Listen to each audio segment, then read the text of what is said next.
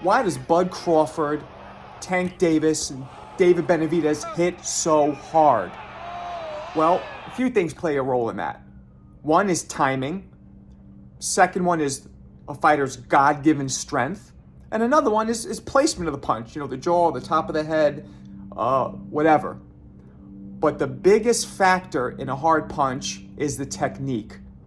The hardest punchers of our generation throw short, crisp, leverage shots. Now, when I mean short, I mean the punch going from point A, which is your resting guard, to point B, which is the target, in the shortest amount of time and or distance.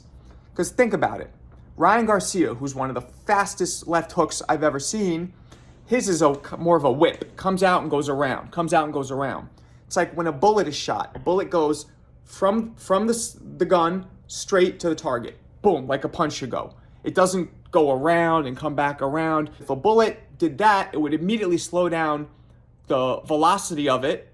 What Mike Tyson, Tank Davis, Bud Crawford, and David Benavidez do, it's all similar. They throw short, crisp shots, meaning the shot comes from the guard position and it just comes over and around, and then there's always a turnover at the end. They always turn their hand over, and while they turn their hand over at the same exact time, they're turning their hip, which is getting maximum leverage. So now here you see Mike Tyson doing exactly that.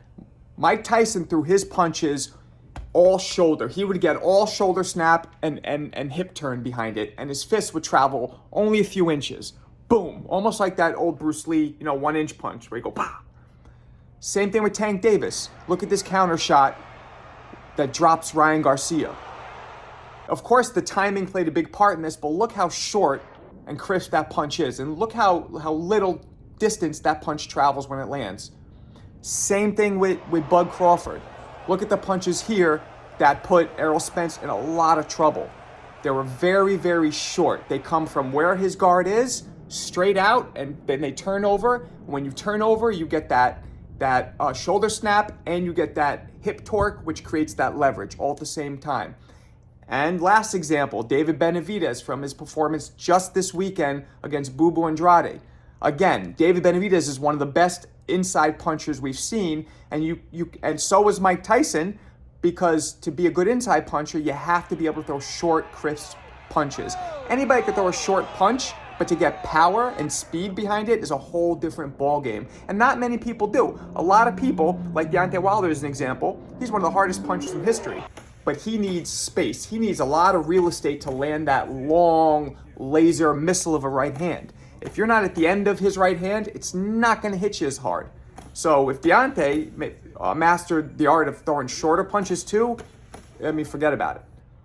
This is why some of the best fighters of our generation and previous generations, the main thing they had in their arsenal was short, crisp power punches. Those are the guys who go down in the history books. Now, of course, there's a lot of fighters who throw a little wider and don't throw that many short punches who are also all-time greats. The short punch not only does the most damage, but it also takes the least amount of energy out of the guy throwing it, so it keeps you fresher so you could throw more of them. They're definitely a lot less draining to throw those short, crisp punches. But I want to know what you guys think. Can you guys name a puncher that doesn't throw short punches that's a harder puncher, pound for pound, than Tank, Benavidez, Tyson, or Bud Crawford? Tell me in the comments.